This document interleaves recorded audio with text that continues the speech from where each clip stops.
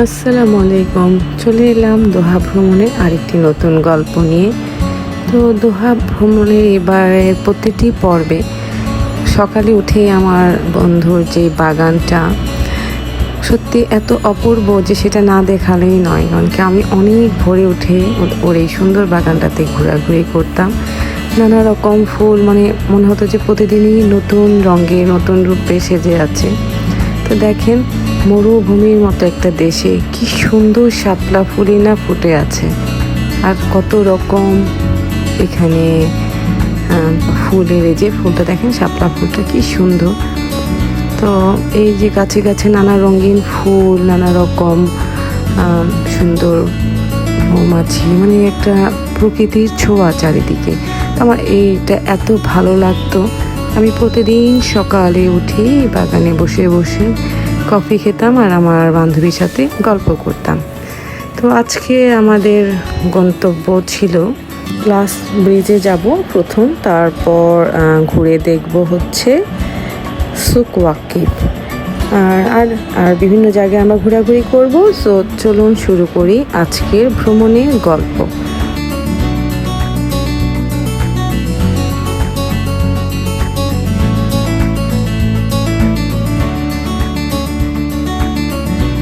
সত্যি বলতে কি, যে মানে আমি যখন ওর বাগানে বসে থাকতাম না, একরকম শান্তি অনুভব করতাম, মানে নিজের মতো বসে মনে হতো যে কোথায় যেন আমি হারিয়ে গেছি।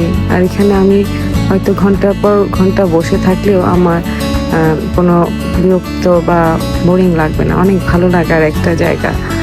সো সব কিছুর জন্যই সৃষ্টিকর্তা মহান আল্লাহ সুবহানাহু তাআলাকে অনেক ধন্যবাদ, এবং তারপর অবশ্যই আমার বান্ধবী, যার এত সুন্দর বাগান ওর ভালোবাসার মায়ায় সাজানো।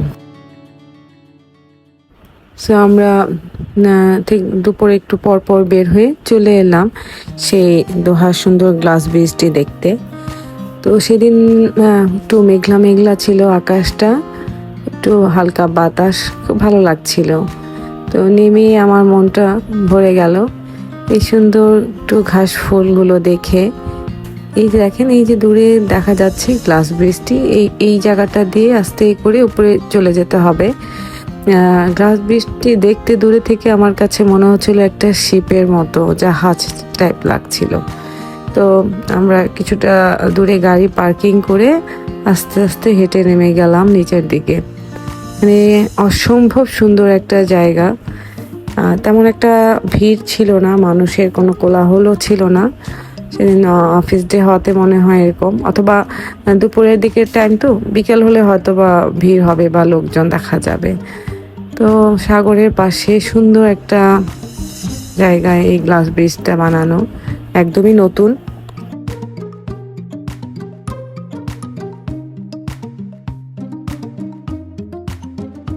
সো আস্তে আস্তে সাগরের পাশ দিয়ে হেঁটে হেঁটে উপরের দিকে উঠে যাচ্ছি।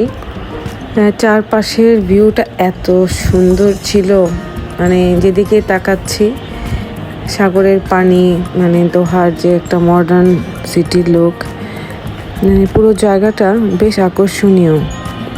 তারপর আস্তে আস্তে আমি এই এই জায়গাটা দিয়ে উঠে গেলাম উপরের দিকে, তারপর চলে এলাম। দেখেন, পুরো একটা জাহাজের মতো করে বানানো এই ব্রিজটা, দেখে মনেই হচ্ছে না যে একটা ব্রিজ, জাহাজের মতো। তো এই সাইড বা এই সাইডটা থেকে দেখা যাচ্ছে যে লুসাইল সিটিটা কিছু অংশ, আর এই সাইডটা পুরাটাই সমুদ্র। তো আমি হাঁটতে হাঁটতে চলে গেলাম সামনের দিকে।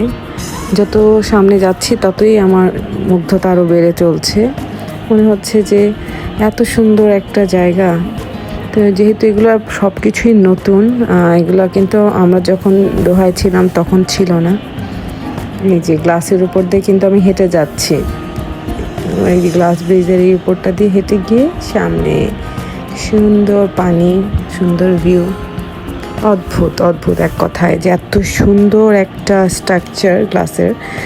আর চারপাশের যে সিটি ভিউ, পুরো জায়গাটা একটা সিনেমেটিক ফিল দিচ্ছিল আমাকে।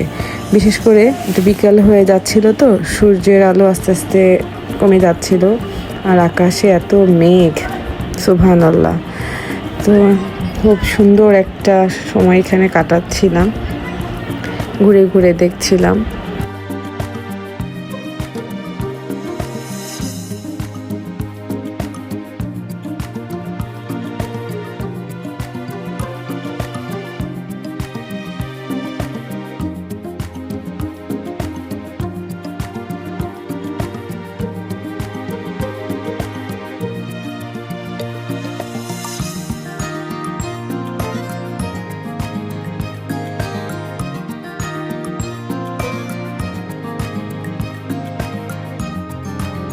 তো আমি মানে বিকেল হয়ে যাচ্ছিল, তো আমার ফ্রেন্ডরা গাড়িতে গিয়ে বসলো, তো আমি আবার বিচটা থেকে আস্তে আস্তে ধীরে ধীরে নিচের দিকে নেমে গেলাম। তো ভাবলাম যে একটু সাগরের পাশে দাঁড়িয়ে দেখে যাই জায়গাটা। মানে আমার মনে হয় যে একটু সময় নিয়ে আসলে অনেক সুন্দরভাবে মানে আরও এনজয় করা যাবে। তো আমি আগেও বলেছি আমি একদিনে অনেকগুলো জায়গা ঘুরে দেখেছিলাম, সো এক একটা প্লেসে বেশিভাবে দীর্ঘ সময় থাকিনি, নেমেছি একটু ঘুরে দেখেছি, তারপরে আবার আরেকটা জায়গার জন্য রওনা হয়েছি। যাই হোক, আলহামদুলিল্লাহ অনেক ভালোই ঘুরেছিলাম। এবং এই প্লেসটা আমার আমার আইডিয়া ছিল না, বা আমি অনেক জায়গা দেখে এসেছিলাম, লিস্ট করে এসেছিলাম যে কী কী ঘুরবো। এই জায়গাটার কথা আমার ফ্রেন্ড আমাকে সাজেস্ট করেছিল, তো ওকে অসংখ্য ধন্যবাদ এত সুন্দর একটা প্লেসে নিয়ে আসার জন্য আমার বন্ধুদেরকে। এরপর আমরা গেলাম লুসাইল সিটিতে। তো এখানে গিয়ে দেখেন, এই ট্রেনটা আমার দেখার ইচ্ছা ছিল। আমি এর আগে একবার এখানে এসেছিলাম, তখন তো রাতের বেলা অন্যরকম মনে হয়েছিল, নাইট ভিউ। তখন সেদিন এই ছোটো ছোটো ট্রামগুলো চলেনি, কারণ তখন একটা ফেস্টিভ্যাল হচ্ছিল। তো আজকে আবার দিনের আলোতে, বিকেলের আলোতে বেশ অন্যরকম, তখন এগুলো আমি দেখিনি। তো এই যে স্টেডিয়ামটা, যেটা আমি গত ভিডিওতে দেখিয়েছিলাম, আর আশপাশের জায়গাগুলো আরও অনেক সুন্দর, রাতে এগুলো আমি বুঝিনি। আমার কাছে এত ভালো লাগলো এই জায়গাটা। পরে আমি এখানে কিছুক্ষণ হেঁটে হেঁটে বিকেলের দিকটা পার করলাম। তো এইখানে মূলত এখানে আমরা এসেছিলাম যে ওরা বলছিল এখানে একটা ম্যাকডোনাল্ডস আছে, ওখানে ওরা খাবে।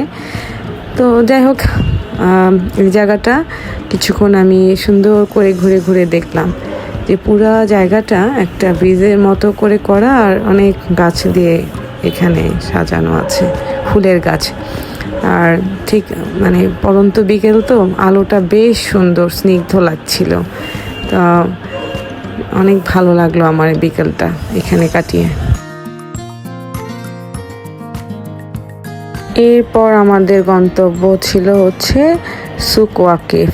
সো এটা একটা ওল্ড মার্কেট। আমরা যখন ছিলাম এই মার্কেটটা ছিল, আমার বাবা আমাদেরকে নিয়ে প্রায় যেত। ওইখানে মূলত সব ধরনের দোকান আছে ছোট ছোট, যেখান থেকে অনেক কিছু অনেক কম দামে কিনতে পারতাম। তো বাদাম বা কাপড় চোপড় এরকম ছিল। তো চলেন গিয়ে দেখি এখন কেমন লাগছে সেই ছোটবেলার সুক ওয়াকিফ।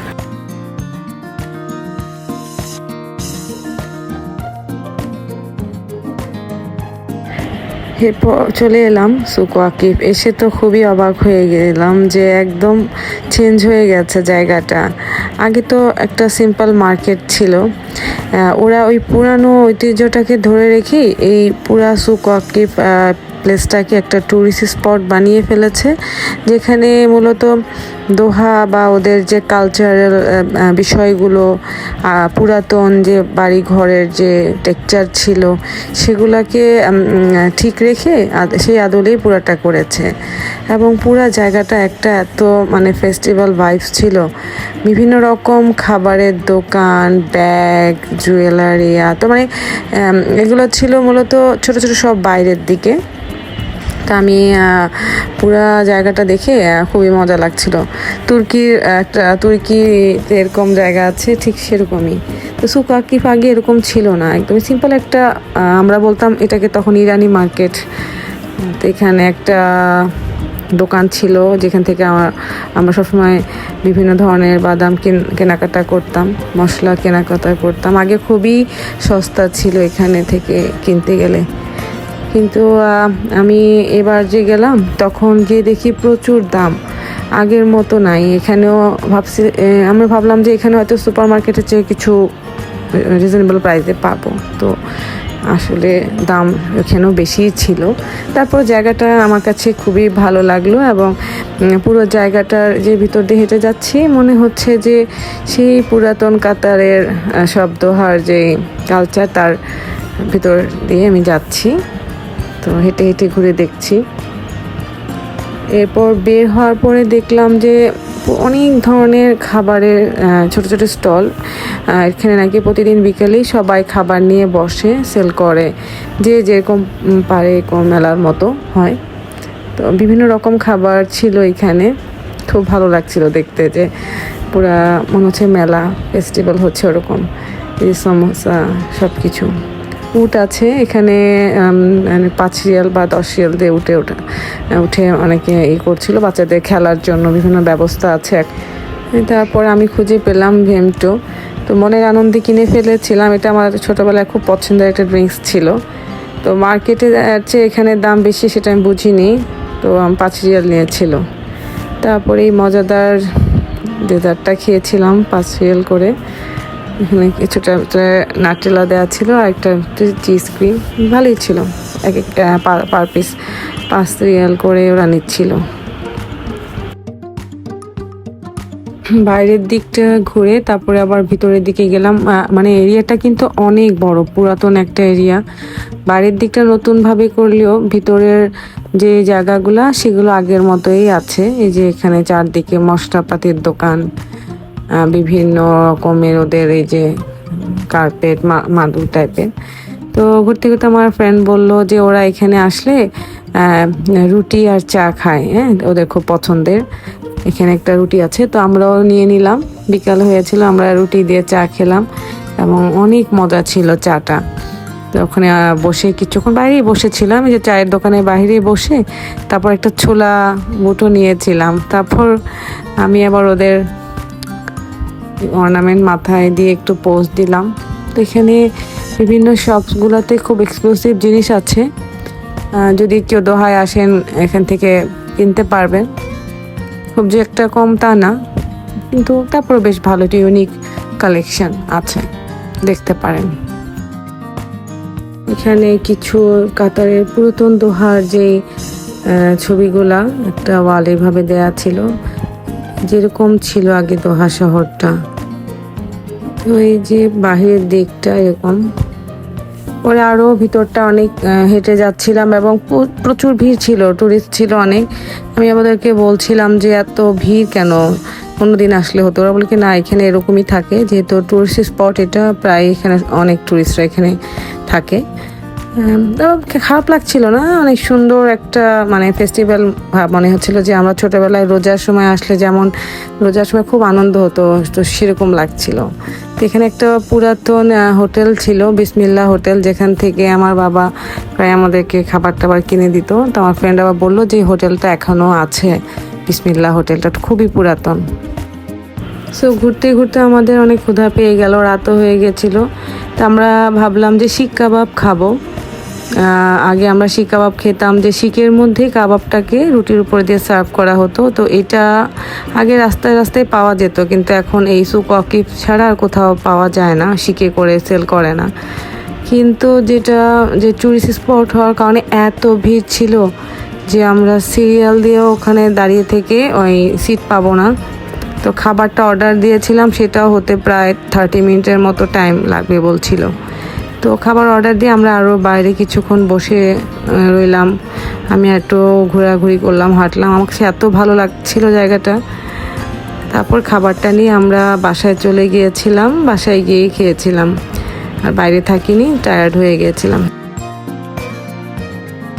সো আজকের দোহা ভ্রমণের গল্পটি এখানেই শেষ। তো কেমন লাগলো অবশ্যই আমাকে কমেন্টস করে জানাবেন। এবং এরপর দিন আমি আরও সুন্দর সুন্দর প্লেস ভিজিট করেছিলাম, সেই গল্পগুলো শুনতে অবশ্যই ট্রাভেল উইথ তাহমিনার পাশেই থাকবেন। And like, comment and subscribe. Thank you for watching. আল্লাহ হাফেজ, বাই বাই।